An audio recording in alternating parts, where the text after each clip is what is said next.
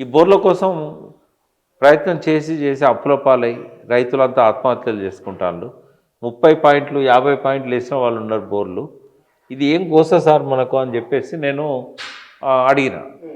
అడిగి అంటే తెలంగాణలో ఒక దగ్గరనే ఉందా ఇట్లా? దేశం అంతా కూడా మన కరువు వల్ల బోర్లు బావులు ఎండిపోయినాయి కదా అని అన్నాడు.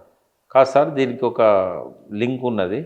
ఇప్పుడు చెరువులల్లో ఊటలు ఊరాలంటే చెరువుల్లో పుటిక తీయాలి. చెరువుల్లో పుటిక తీసేటోళ్ళు ఎవరు లేకుండా వేళ్ళు.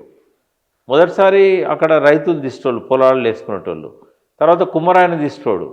ఇప్పుడు రైతులు వేళ్ళు, కుమ్మరాయన వేయండు. కుమ్మరాయన జీవితం అంతా చెట్టు మీద కళ్ళు పాడితే లొట్టి, పెళ్లికి ఐరన్ కుండలు, సస్తే సాగుకుండా, ఉగాది పచ్చడికుండా. ఇక అడ్డ మీద లేబర్ అయిపోయిండు కుమ్మరాయనే.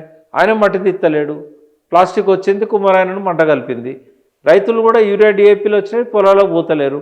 సిమెంట్ ప్లాస్టర్ వేసినట్టు అయిపోయి, నీళ్లు కారకుండా అయిపోయి, బాయిలు ఎండిపోయినాయి, బోర్లు ఎండిపోయినాయి సార్. దానికి ఉన్న ఆంధ్రులకు సంబంధం ఏందన్నాడు.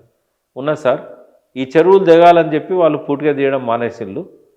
ప్రతిసారి వర్షం పడ్డప్పుడు ఎంత నీరు వస్తుందో అంచనాతోని చెరువులు నిర్మించిన పూర్వీకులు, కాకతీయులు కానీ అంతకంటే ముందు కానీ రైతులు కానీ. ఎన్ని నీళ్ళు వస్తాయో తెలిస్తే ఆ లెవెల్లో నిర్మించారు. ఇప్పుడు కప్పుల్లాగా ఉండే ఇవి సాసర్లాగా అయిపోయినాయి. కప్పుల్లాగా ఉండే చెరువులు అంటే దానికైనా మార్చి గంగాలలాగా ఉండేటి తాంబాలలాగా అయినాయి అని చెప్పిండు.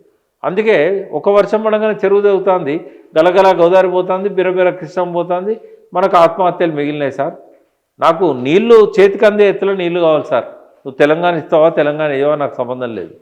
నీళ్లు చేతికి అందే ఎత్తులో నేను తెచ్చి నీ చేతిలో పెడతా అన్నాడు కేసీఆర్ గారు. అన్నట్టే ఇప్పుడు ఏ జిల్లాకు పోండి మీరు, ఇప్పుడైతే కొంచెం వర్షాలు పడుతున్నాయి కాబట్టి చేతికి అందే ఎత్తులో బావులలో నీళ్ళు ఉంటుంది.